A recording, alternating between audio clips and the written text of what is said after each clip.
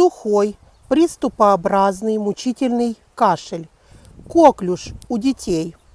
Использовать траву спарыш 50 грамм, чебрец 50 грамм, шалфей 50 грамм и эхиноцею в таком же количестве.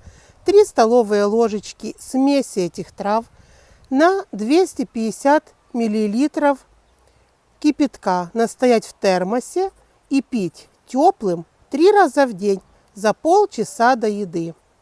Пить до того момента, пока полностью не пройдет кашель, и еще 2-3 дня после кашля.